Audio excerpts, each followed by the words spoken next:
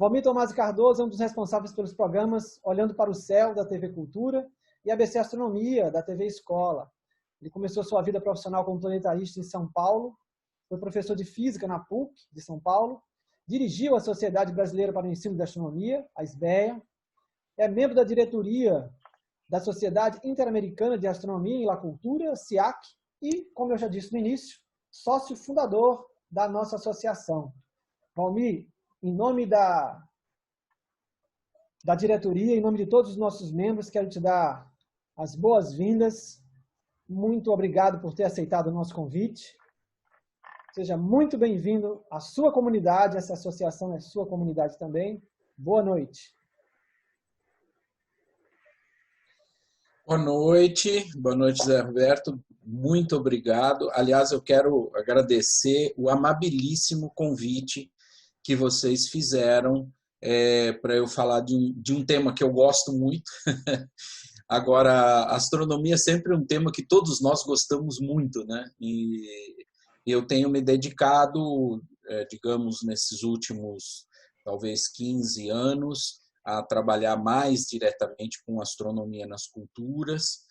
E em 2017 eu tive também a felicidade de entrar para a diretoria da Sociedade Interamericana de Astronomia nas Culturas, e que inclusive eu vou falar um pouquinho da SIAC e vou falar um pouquinho sobre o nosso encontro, que deve acontecer agora em março de 2021, e vou convidá-los e convidá-las todos a participar de alguma maneira desse encontro, porque pela segunda vez na história da nossa astronomia cultural aqui da América do Sul, a gente vai trazer também a Sociedade Internacional, né, de Astronomia nas Culturas, a ISAC, ou seja, vamos trazer grandes estrelas que já tiveram aqui em outras ocasiões, no Rio de Janeiro, por exemplo, né, o Clive Ruggles, que já veio uma vez aqui para o Rio, já veio para o Brasil, gosta muito do Brasil, está voltando esse ano de 2021, a gente vai fazer um encontro, que eu já vou falar sobre ele, na Argentina, na cidade de La Plata, e com algumas características que são relevantes e que a gente, de alguma maneira, tem colocado em primeiro lugar na SIAC, na Sociedade Interamericana de Astronomia nas Culturas. Bom, continuando a agradeço a presença de todas e todos vocês. É muito bom ver rostos muito queridos, muito próximos. A gente, nesse período de pandemia, tem muitas lives, muitos webinars, muitos isso, muito aquilo, e cursos à distância, e não tem nada pior do que você dar um curso à distância. Eu acabo de dar um curso à distância agora para a Casa do Saber, foi ótimo, mas eu não sei se foi ótimo, porque quando você olha nos olhos das pessoas, você sabe se as pessoas gostaram ou não, e como é uma prática comum todo mundo cortar os microfones e às vezes as suas próprias imagens para melhorar a conexão, o que acontece é que, ao não ver ninguém, por exemplo, quando você faz uma piada, você não sabe se você ri ou não.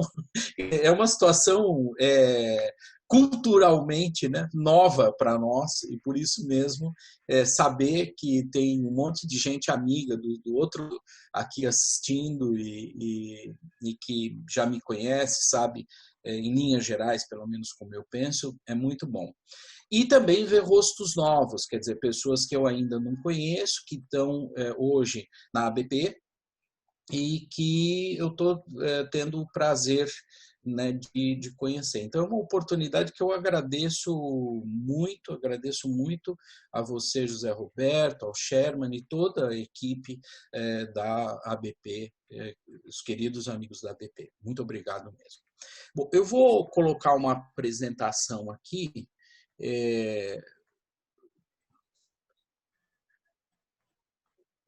Vamos ver se ela já chegou. E eu vou, então, compartilhar aqui. Como eu estava dizendo antes, essa apresentação é uma variação sobre uma apresentação anterior que eu já fiz em Belo Horizonte. Eu acho que foi em 2017, se não me falha a memória, ou seja, uns 3 anos, mais ou menos. Acho. Mas deve ter sido por aí, se não foi, foi por aí. Né? Esse é um tema importante que a gente tem trabalhado muito nos planetários, ele tem aparecido, existe uma pressão cada vez maior para ele aparecer, existe um desejo público também e do público em compreender melhor a astronomia dentro de um contexto que não é apenas aquele contexto técnico, e quando eu digo apenas, eu não estou reduzindo o contexto da astronomia, mas eu estou, pelo contrário, ampliando a astronomia como uma área muito importante do saber humano, porque vou fazer vou falar do saber e do saber humano, da cultura ou das culturas. Bom, você já fez uma apresentação, vou pular porque a foto, como bem disse o Sherman, denuncia o que a pandemia faz conosco, né? E vou passar direto para esse primeiro slide, né? Uma das coisas que sempre me chamou muita atenção, mesmo quando eu só trabalhava com divulgação de astronomia e com ensino básico de astronomia, uma coisa que me chamava muita atenção era como nos valores essenciais de cada sociedade ao redor do mundo você vê uma presença muito forte daquilo que nós poderíamos chamar amplamente de astronomia. E quando eu digo amplo, eu estou realmente ampliando, ou seja, não estou só falando dos fenômenos estritamente que nós reconhecemos como astronômicos, mas também todos os outros fenômenos que ocorrem acima da nossa cabeça, ou fenômenos que muitas vezes nós não nos damos conta, mas que têm uma invisibilidade e que está presente nas vidas dessas sociedades. E eu explico.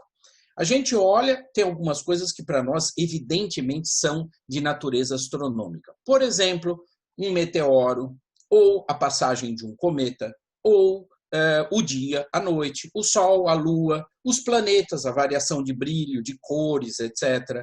A constituição de constelações, que podem ser pelo alinhamento das estrelas, podem ser pelos fundos escuros ou claros da Via Láctea, podem ser conceitos mistos de constelação, em que você tem tanto fundo, figura fundo, quanto, por exemplo, alinhamentos de estrelas. Ou seja, você tem algumas coisas que evidentemente são características da astronomia, mas tem outras coisas que são menos evidentes, mas que estão incorporadas, digamos, nesse conceito mais amplo da astronomia.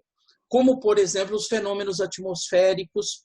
Eu sei, quando eu estou falando de meteoro, eu estou falando de um fenômeno atmosférico no nosso conceito, mas eu estou também falando da chuva, eu estou falando dos raios, eu estou falando do trovão, eu estou falando de coisas que não estão no terreno hoje daquilo que nós chamamos da astronomia formal, da astronomia no Ocidente, mas que, no entanto, fazem parte desse visível da astronomia dessas culturas. Elas não fazem essa separação entre, muitas vezes, fenômenos que nós chamamos e classificamos como meteorológicos e outros que nós reconhecemos como astronômicos, ou objetos que nós reconhecemos como astronômicos.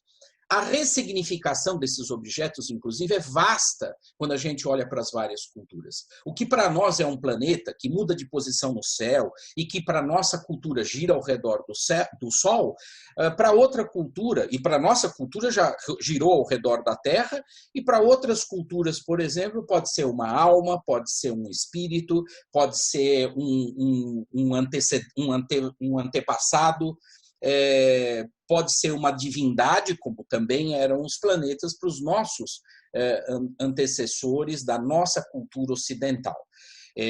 Então, quando a gente fala de astronomia nas culturas, a gente fala de algo bastante amplo, que não diz respeito exclusivamente àquilo que nós classicamente reconhecemos como céu, mas uma classe ampla de categorias, não é, que por isso mesmo, não estão dentro desse conhecimento clássico da astronomia. E essa é a principal razão pela qual muitos astrônomos, astrofísicos, cosmólogos, etc., claro que não são todos, mas muitos deles criticam a expressão astronomia nas culturas, ou etnoastronomia, ou arqueoastronomia, que são manifestações culturais ligadas à astronomia. Criticam pelo seguinte, porque isso não é astronomia, isso não é o que o Ocidente chama de astronomia e não está classificado, não é, dentro do escopo de conhecimentos clássicos da astronomia. Nesse sentido, esses astrônomos, astrofísicos e profissionais da área da astronomia estão cobertos de razão. É verdade, esses fenômenos não são exclusivamente da astronomia. Eles são muito mais fenômenos estudados dentro do âmbito da antropologia do que propriamente daquilo que nós chamaríamos classicamente como astronomia.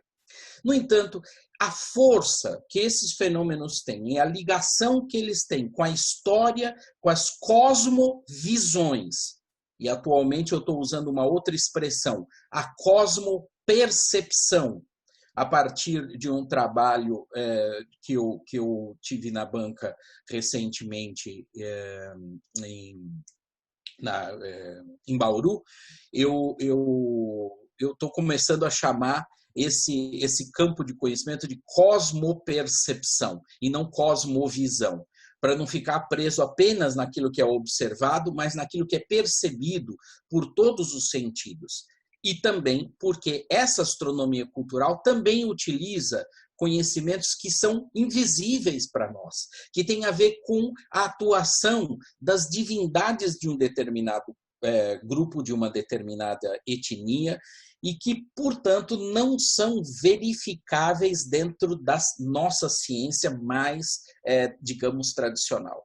Por isso mesmo que eu concordo quando os astrônomos, astrofísicos e outros profissionais da nossa área de atuação olham para essa classe de fenômenos e dizem, não, isso não faz parte da astronomia. No entanto, ao mesmo tempo eu digo, isso faz parte da astronomia porque faz parte desses valores da cosmopercepção de determinadas ou de todas as etnias. Só que todas as etnias têm, cada uma, a seu modo, a seu jeito, uma maneira de interpretar esses fenômenos, de trazer esses fenômenos para o seu dia a dia, de perceber esses fenômenos como parte das leituras de tempo e espaço, ou de espaço-tempo, quando é o caso, não é? Mas, sobretudo, através de calendários, através das medidas do tempo, através das valorizações de determinados elementos das relações sociais, das relações de parentesco com a astronomia. E por isso mesmo que não dá para não chamar também de astronomia cultural ou de astronomia nas culturas, esse grande campo de conhecimento.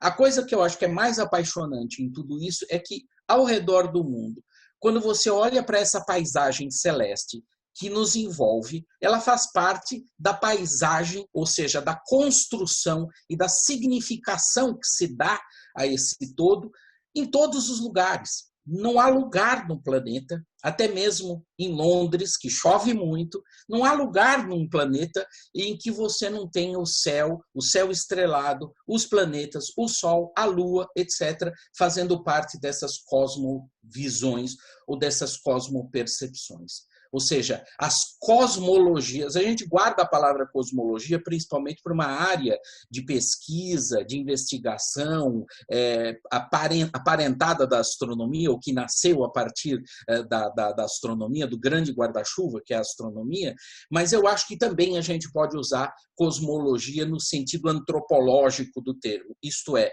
as visões e as concepções de mundo que cada uma dessas culturas tem e que geram a partir das suas relações, das relações humanas.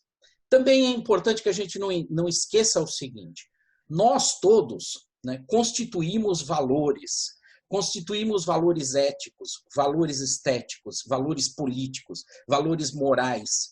E isso, que está no âmbito de cada uma dessas sociedades, constitui a forma como nós enxergamos o mundo, como nós percebemos o mundo e como nós construímos as nossas cosmologias e as nossas cosmopercepções. Por isso mesmo, quando eu estou falando de astronomia nas culturas, eu estou falando de tudo isso.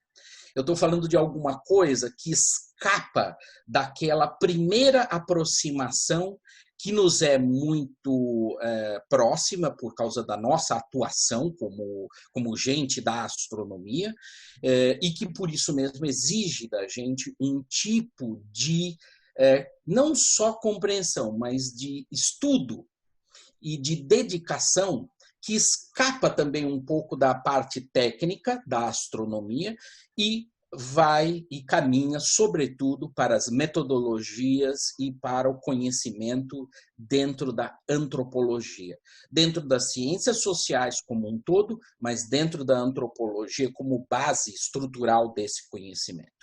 Em outras palavras, existem alguns elementos presentes em qualquer trabalho, seja ele de pesquisa ou de difusão, em antropologia, que nós precisamos levar em conta quando a gente está olhando para as várias astronomias. Então, hoje, quando a gente olha para a astronomia nas culturas, a gente sabe que nós estamos diante de uma área de pesquisa que se ocupa dessas relações céu-terra, das relações, das manifestações dos seres humanos nessa complexidade dos ambientes. Em suma, não existe só o ambiente, não existe só a paisagem, não existe só algum elemento, o céu, descolado de quem o interpreta, de quem o observa. Quem observa, já observa com uma pré-concepção. Aqui, então, a gente está falando de um tema que é um tema que diz respeito à epistemologia, à construção da ciência como tal.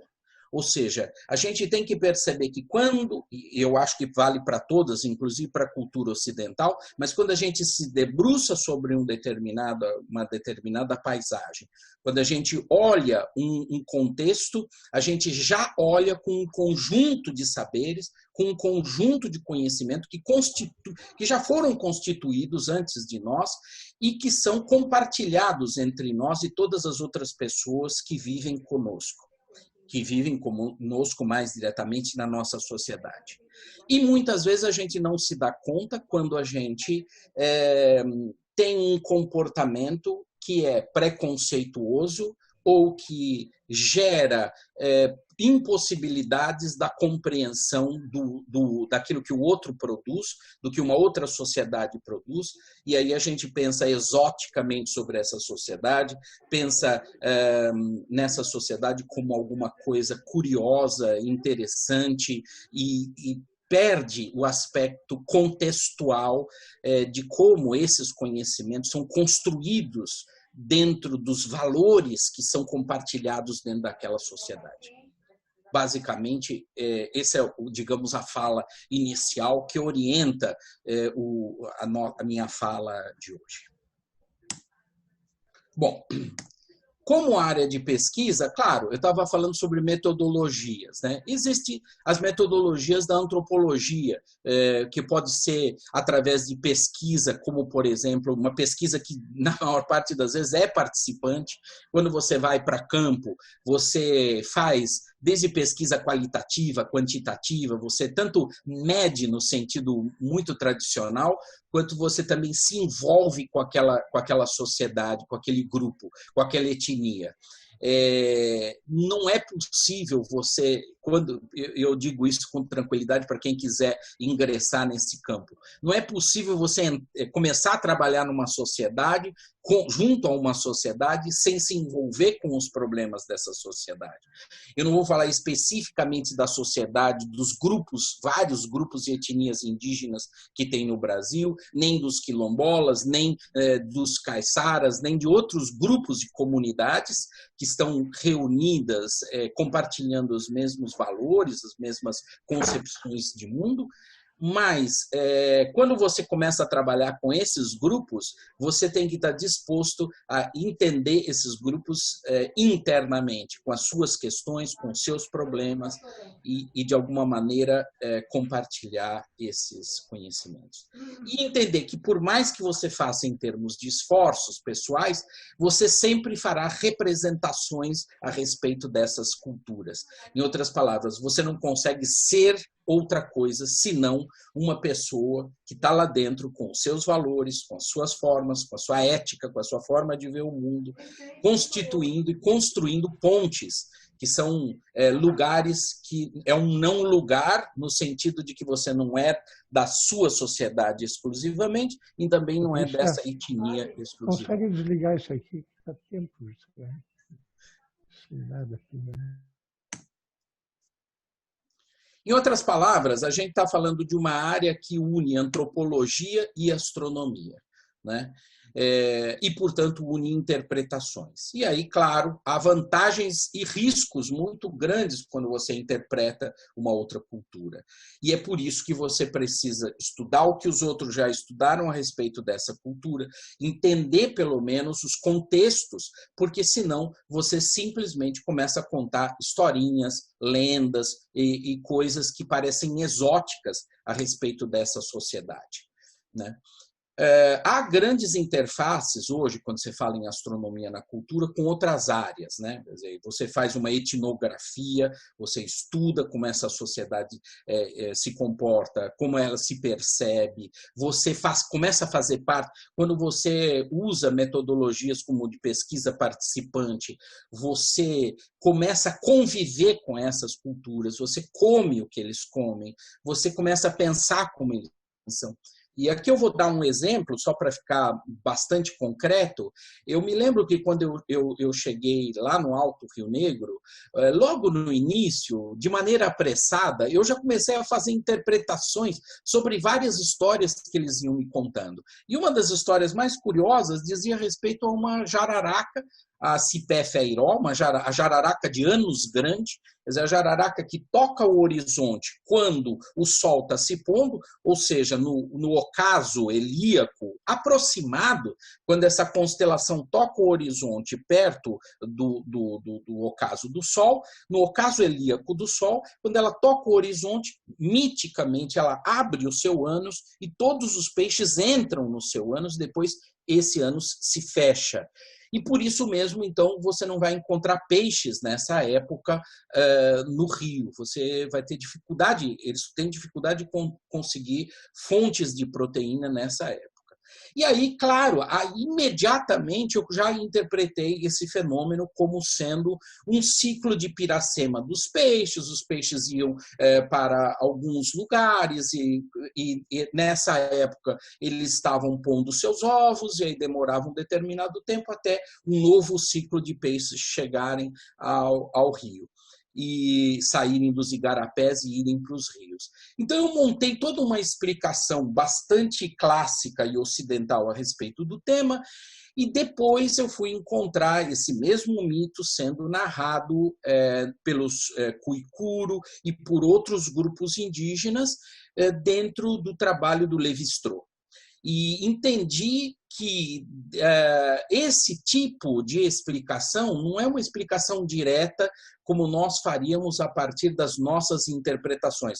Claro que nós podemos fazer uma interpretação ocidental desse fenômeno, mas para cada uma dessas culturas você vai ter uma explicação diferente, contextual, ou seja, faz parte dos contextos de cada uma dessas culturas, e lá ele tem um peso, um valor, uma verdade.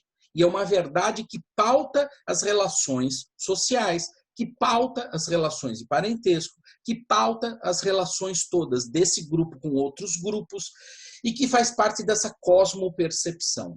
Não respeitar essa forma de ver o mundo, não entender de dentro, a partir de dentro do sistema, como eles interpretam cada um desses fenômenos, é perder a possibilidade que a gente tem.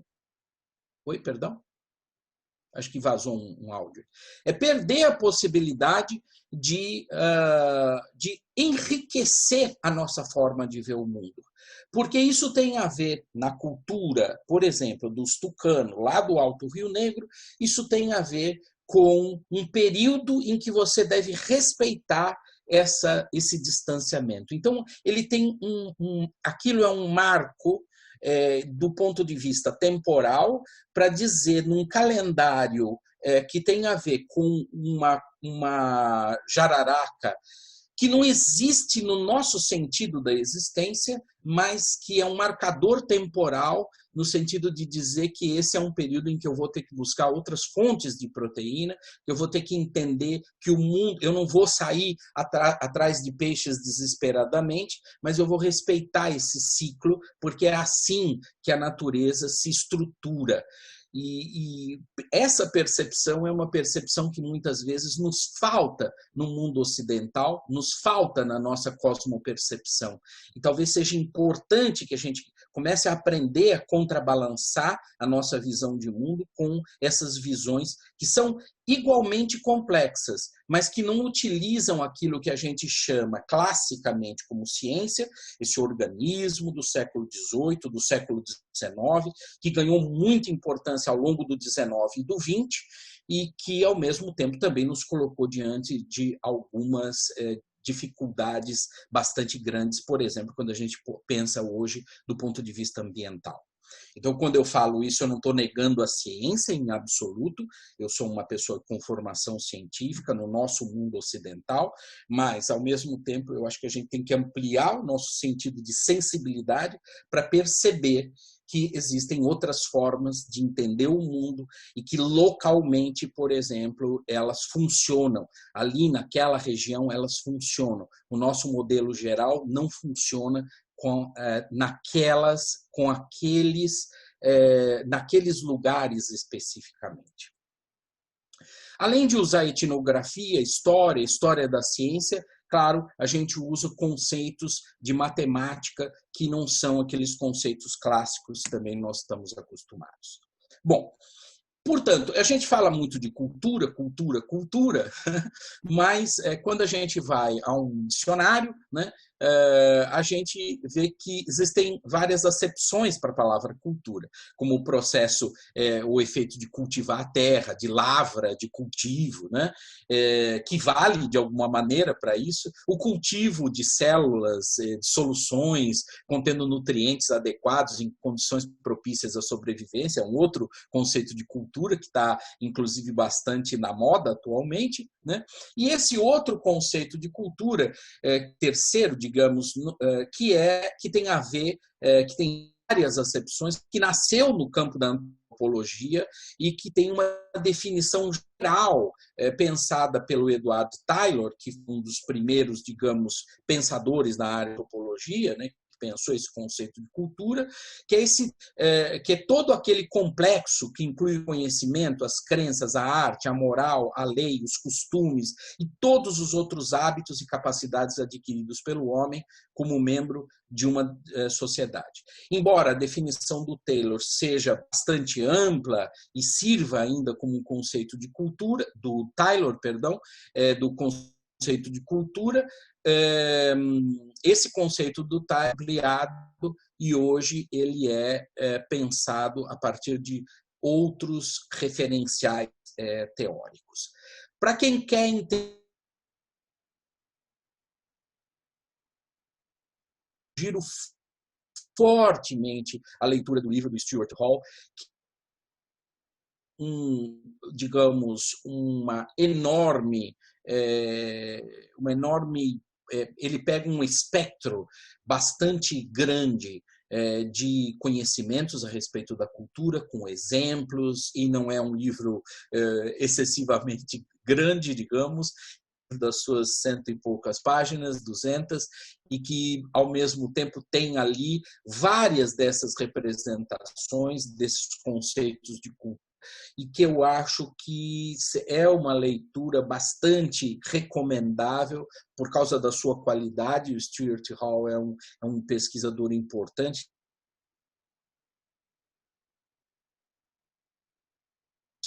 Advindos em grande parte da chamada ciência, ele comporta um conhecimento bastante, digamos, fundamental na forma que a gente vê a nossa e as outras culturas. Então, eu recomendo muito essa leitura.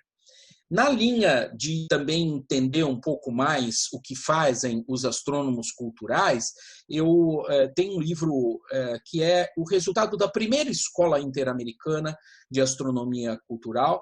Quando eu comecei a estudar história da ciência, quando eu fiz o meu primeiro curso de História da Ciência lá na Unicamp, etc., o professor Roberto Martins, que depois veio a ser meu orientador no mestrado e tudo, o professor Roberto, logo nas primeiras aulas, disse o seguinte: você quer saber o que é História da Ciência? Então, ele mostrou a revista AISAS para nós, que é uma revista importante em História da Ciência, e falou, vai ler coisas da ciência, vai ler o que se publica sobre a história da ciência e você vai começar a entender por dentro dessa estrutura o que significa. As pessoas que querem estudar astronomia nas culturas devem entender o que é cultura, já que nós temos uma boa noção do que vem a ser astronomia, pelo menos no Ocidente, temos que também entender como que essa astronomia se cruza com esses parâmetros culturais e, para isso, eu recomendo fortemente essas leituras, como por exemplo, da primeira Escola Interamericana de Astronomia Cultural.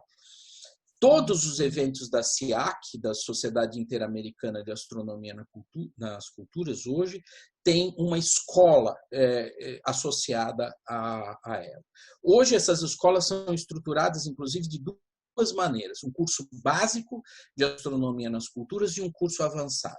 O curso básico é para aquelas pessoas que estão começando a estudar. A gente fez uma mudança muito grande nesses cursos, mostrando exatamente o que a pessoa precisa aprender em astronomia nas culturas. Um pouco de astronomia, bastante antropologia, porque geralmente muitos são egressos do nosso campo de conhecimento da astronomia. Existem poucos antropólogos, que aí tem que estudar um pouco mais de astronomia, e nesse caso, a aplicação que está disponível para nós dentro desse endereço, que depois eu vou passar para vocês, mas se você escrever SIAC, S-I-A-C, e escrever astronomia, você já vai entrar no site da SIAC e pode baixar, por exemplo, textos, né? Esses textos básicos da primeira escola. Nós estamos produzindo um texto agora para a escola básica, mas eu acho que é legal aqui você, por exemplo, ver temas, né? Quer dizer, o que se estuda? Então, se estuda várias coisas. Por exemplo, um tema que muita gente nem imagina que faz parte da astronomia das culturas, mas é esse primeiro aqui do César Gonzalez Garcia, que é a orientação das igrejas cristãs na Europa e em outros lugares do mundo. Se a gente olha em vários lugares, você vai ter um tipo de orientação das igrejas, em alguns casos, uma orientação muito complexa. Você tem, por exemplo, algumas janelas que são estruturalmente colocadas em alguns lugares para a luz do sol chegar num determinado dia do ano, que é o dia, por exemplo, daquele santo, e iluminar a figura de um santo, né, diretamente naquele dia, que é o dia dedicado ao santo tal, Santo Antônio, São qualquer um. Então, vem aquele dia, naquela igreja tem uma entrada de luz, e essa luz, num determinado horário, que pode ser a passagem meridiana, pode ser o nascimento do sol, ou um determinado horário que é supostamente o horário que o santo nasceu, e a luz então bate na figura desse santo.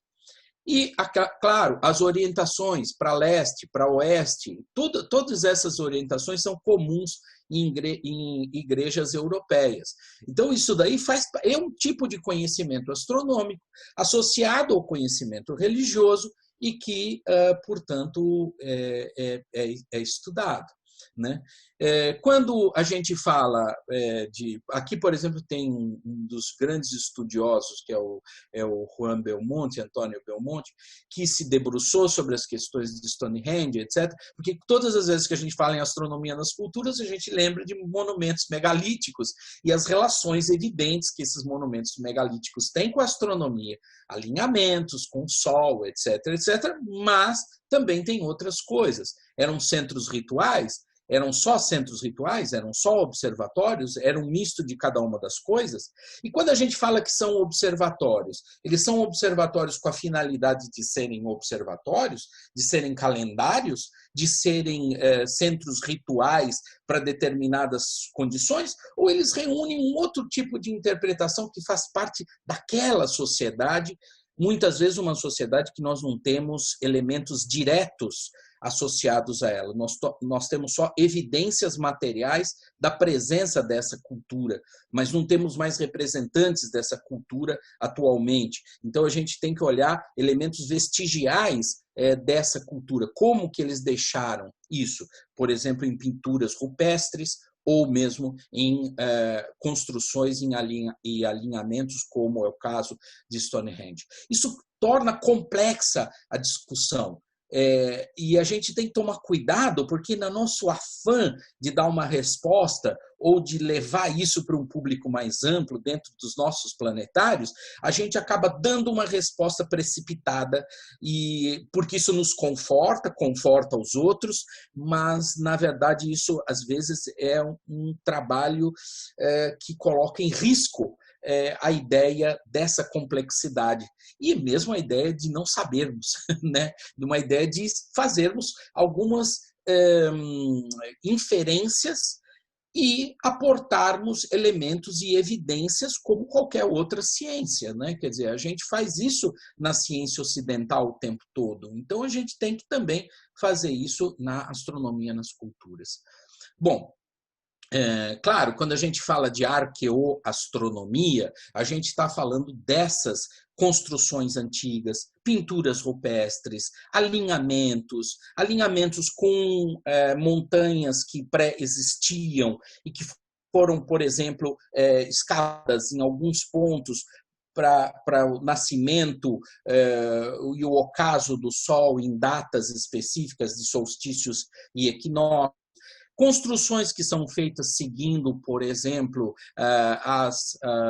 o planeta Vênus, como acontece com os maias, e assim por diante. Ou seja, a ideia de que você tem religiosidade, rituais, que você tem astronomia, que você tem elementos que estão presentes, práticas sociais, na maneira de interpretar o mundo e as divindades e tudo mais.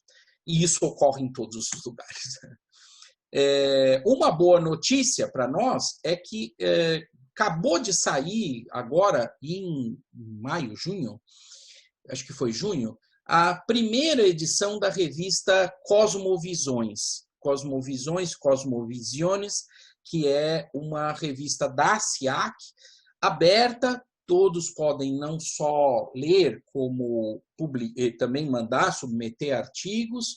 E aqui a gente tem aí um conjunto, um trabalho do Alejandro nessa primeira revista, da Cecília, da Priscila Faulhaber, que é uma pesquisadora aqui do Rio de Janeiro, e também do Stanisław Iwaniszewski, que é um dos criadores da expressão astronomia nas culturas. Porque, junto com a arqueoastronomia, a gente tem essa etnoastronomia, ou seja, uma astronomia que está relacionada com cada uma dessas culturas, diferentemente da arqueoastronomia, com culturas vivas, com culturas das quais todos nós, hoje, habitantes do planeta, fazemos parte de alguma maneira. Então, essa revista é uma revista interessante, que também pode ser usada como fonte de leitura.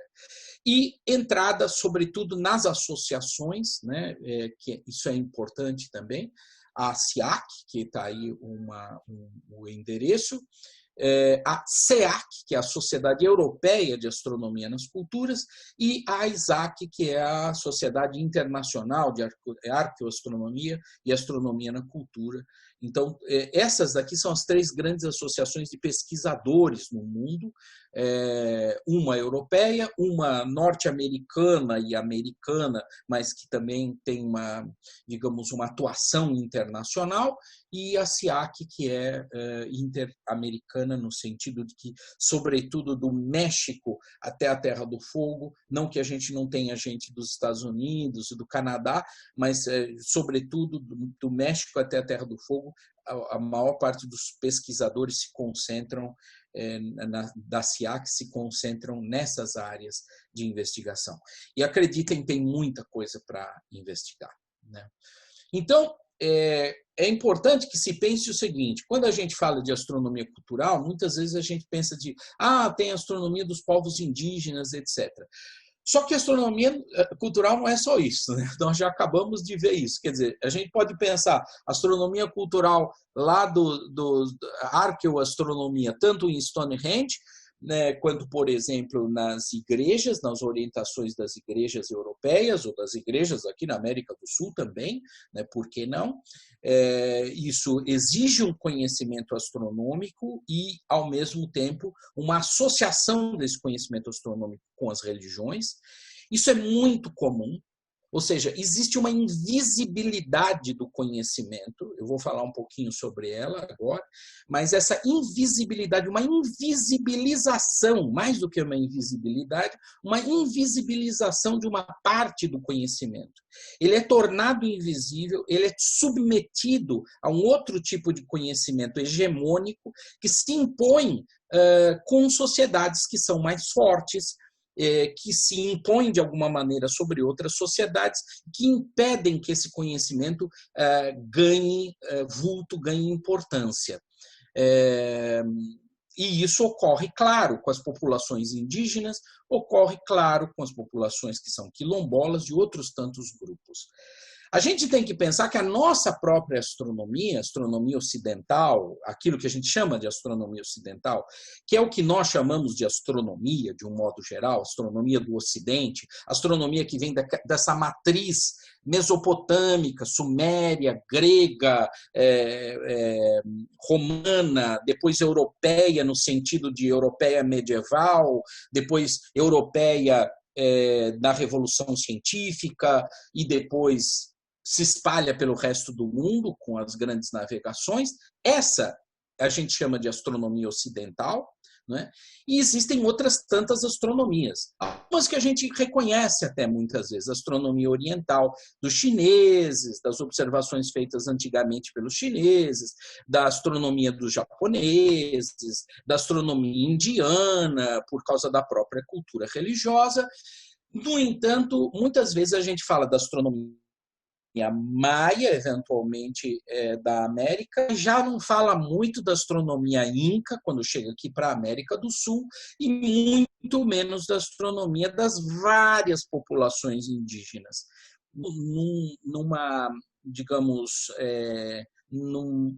Acaba prendendo o pé na ideia de que só existe uma astronomia de índios brasileiros, quando hoje a gente sabe que existem muitas astronomias de muitos povos indígenas aqui, né?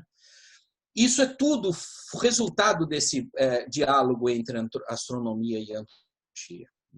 Quando a gente fala especificamente, agora falando para nós aqui, profissionais e planetários, apesar de não estar num planetário nesse momento, a maior parte eu devo o que eu sei de astronomia, que é pouco, ao que eu trabalhei e estudei dentro de planetários, e sobretudo no Planetário de São Paulo, a quem eu sou muitíssimo grato. E é todo esse tempo que eu me dediquei a estudar astronomia para fazer difusão de astronomia para todas as outras pessoas, com programas de televisão e etc. Então, quando eu falo isso para nós, gente, quando eu falo orientações para planetários, eu não estou querendo ensinar o Padre Nosso para o vigário. Vocês são vigários, como eu sou. Só que eu sou um vigário do baixíssimo clero, porque eu sei pouco sobre tudo que tem que ser aprendido. E eu só descubro que eu sei cada vez menos. Então, entendam que essas orientações para planetários não são orientações para vigários. São orientações que eu considero importantes. Muitas vezes, quando a gente faz sessões de planetário, a gente acaba se lançando a fontes que são excessivamente gerais e não levam em conta, portanto, os contextos de cada uma dessas culturas. A gente quer, no afã de contar alguma coisa das outras culturas dentro daquela sessão de planetário, a gente acaba cometendo enganos drásticos. É como se a gente fizesse erros conceituais, como se a gente produzisse erros conceituais crassos numa sessão de astronomia, por exemplo, falando erros ou coisas que de verdade não fazem parte dos modelos atuais da nossa astronomia. Quando a gente fala de outras astronomias, a gente tem que falar com mais respeito sobre elas. E, sobretudo, também quando a gente faz atividades fora das nossas cúpulas, né? Que eu acho que assim, não se deve estimular atividades do tipo, bom, nós fizemos uma sessão de astronomia nas culturas e agora então a gente vai dar um trabalho para as crianças que vieram nos visitar. Nós vamos dar um trabalho para pintar a oca, né? Primeiro que, assim, essa ideia de oca é uma ideia muito limitada. Não é, as coisas não funcionam dessa maneira. O que é uma oca, na verdade? Isso faz parte de um conjunto de culturas, mas não de todas as culturas indígenas da América do Sul e muito menos do Brasil, né? Uma oficina de cocar, vamos fazer cocar, uma coisa sem significado, que é só para a criança brincar alguma coisa, mas ela não entende o que isso significa dentro daquela cultura e portanto, acaba ampliando uma visão preconceituosa que é estruturada, que é estrutural na nossa sociedade. Ela é estrutural para várias culturas, para a cultura afrodescendente, sem dúvida, e também para a cultura indígena, para mim não resta dúvida também. A mesma coisa que fazer dancinhas, então, fora do contexto completamente, ou vender artefatos na condição de artesanato, fazer uma feirinha, né, a famosa feirinha, sem que mesmo trazendo povos indígenas, sem que esse povo, sem que esse grupo que esteja lá tenha um lugar, o seu lugar específico de fala para poder falar a respeito do mundo, a respeito dos seus valores, ou seja, as coisas são feitas um pouco na linha do consumo, um pouco na linha de tentar dar uma visão excessivamente genérica, passando por cima e desrespeitando as outras culturas. E o pior de tudo isso é o seguinte, tudo isso é feito no melhor dos bons sentidos, com uma vontade imensa de ajudar as pessoas, de que elas entendam claramente o que é a astronomia nas culturas. No entanto, isso acaba se transformando, na minha opinião, num desserviço em relação ao que a gente faz. Portanto, um dos grandes cuidados que a gente deve ter, eu tenho um conjunto aqui de 5 cuidados que são importantes. Um deles, na produção do material que a gente tem para planetários, diretamente dentro das sessões de cúpula ou em qualquer outro tipo de atividade, sejam elas exposições, atividades externas às atividades de cúpula, né? A gente deve tomar muito cuidado com alguma coisa que é muito semelhante aos nossos preconceitos estruturais dentro da nossa sociedade ocidental.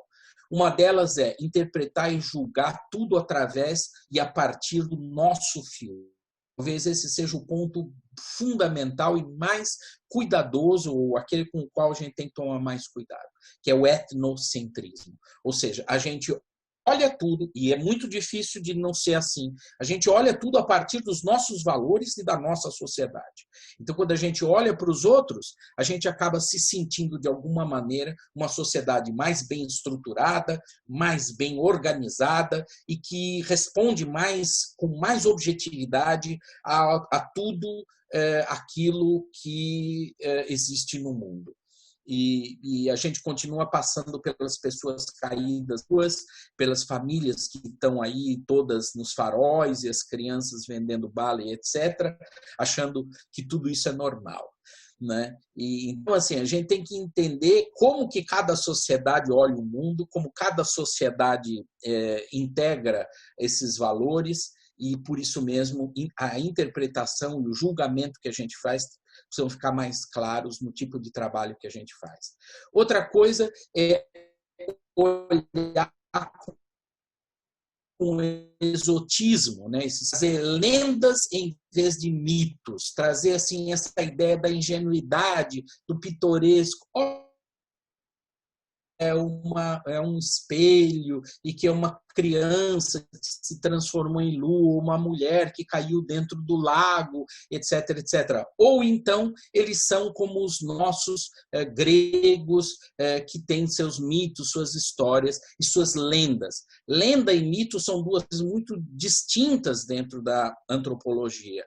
A lenda, ela é uma historinha contada, ao passo que o mito, ele é uma estrutura dentro da sociedade. Ele tem uma estrutura dentro de valores de cada uma dessas sociedades.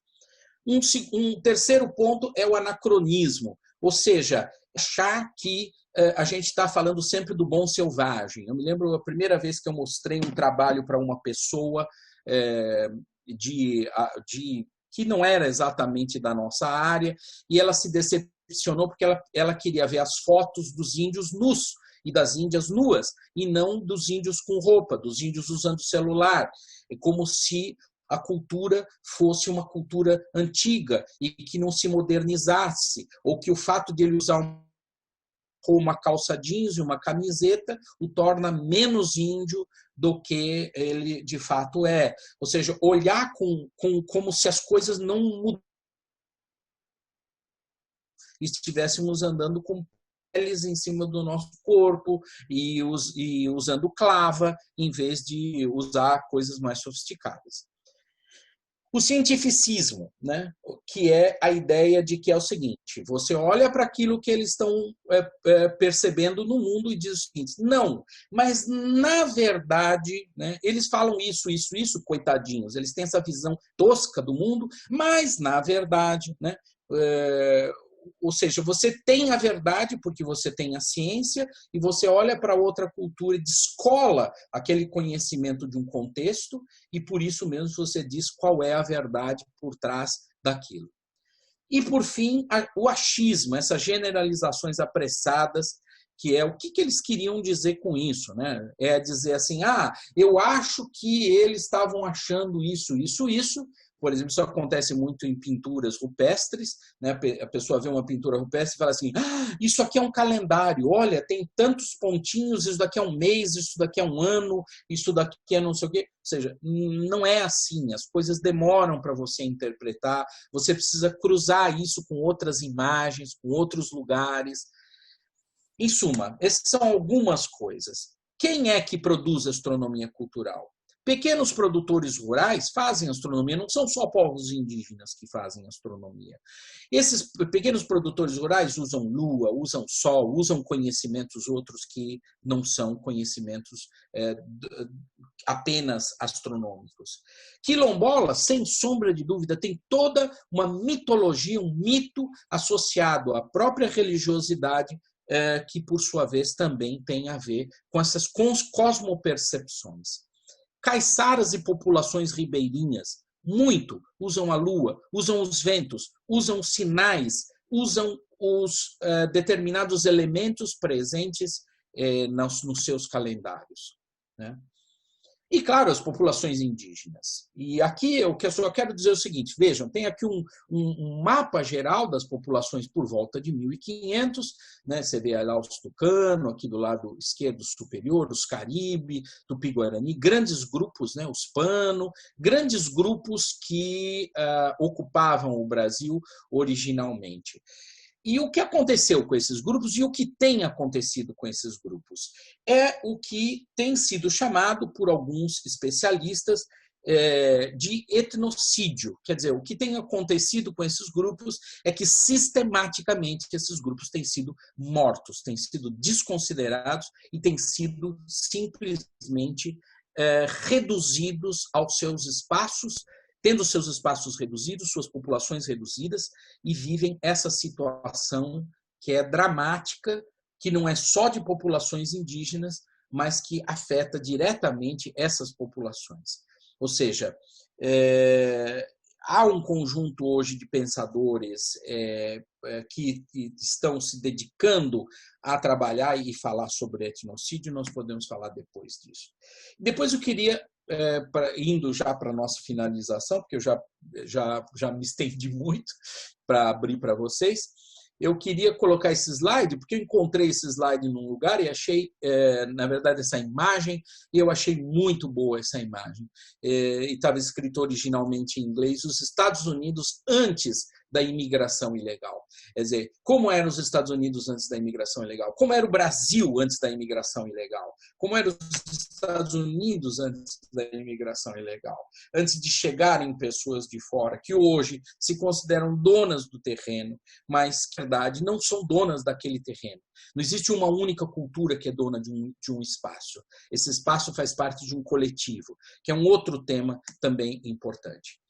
Ou seja, a gente tem uma epistemologia que precisa ser pensada a partir do nosso locus, da nossa localização, uma epistemologia do Sul, que também tem sido alvo de investigação e estudo de vários pensadores, inclusive pensadores portugueses e brasileiros, que têm se dedicado a pensar a estrutura de um mundo em que não necessariamente você precise inverter esse mundo, mas precisa entender que vários outros povos que nunca puderam contar suas histórias, que nunca puderam ter suas histórias respeitadas, precisam ter suas histórias respeitadas porque eles entendem, muitas vezes, como funciona cada um dos lugares, dos locais onde eles estão localizados. Então, a gente precisa desenvolver uma noção de uma episteme, né, e dar voz e vez para os invisibilizados.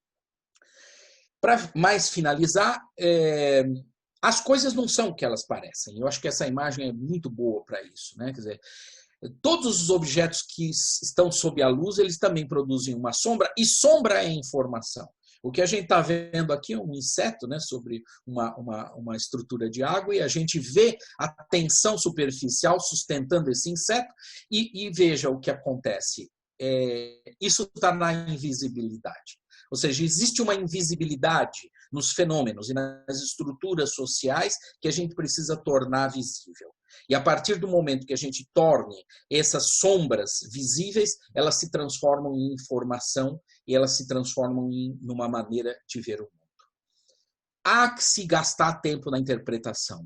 Não é possível fazer rapidamente, resolver rapidamente um fenômeno e dar respostas rápidas, porque demora muito tempo para a gente chegar nessas respostas.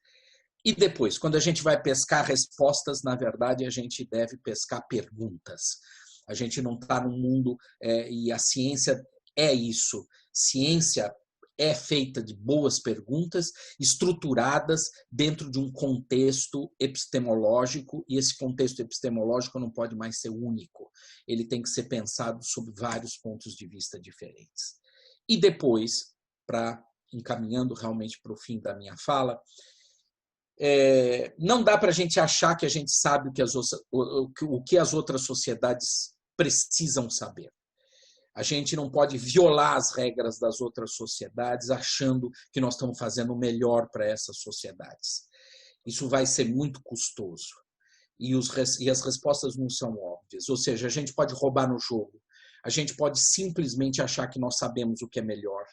Mas, ao fazermos isso, nós estamos colocando em risco a própria existência e a coexistência das nossas sociedades.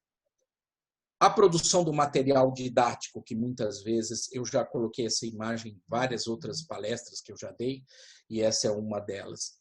Isso aqui, quando eu estava no Rio Negro, a gente chegou numa escola, tinha umas bandeirinhas penduradas, e quando eu me aproximei da escola indígena, quando eu me aproximei das bandeirinhas, eram livros didáticos que estavam recortados.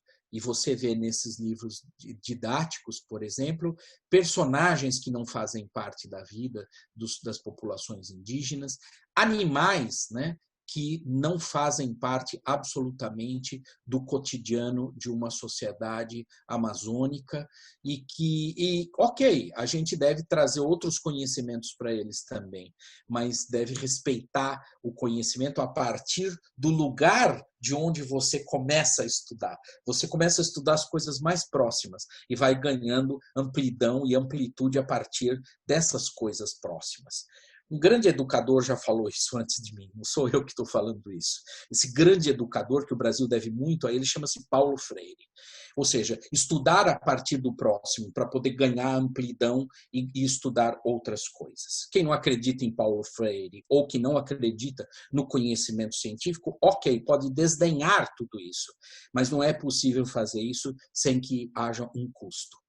Se nós fazemos isso para a música, se a gente olha, por exemplo, hoje uma diversidade musical no Brasil e no mundo, a gente também deve entender uma diversidade de sonoridades mentais, de percepções do mundo, e não ficarmos presos exclusivamente ao nosso modelo mental.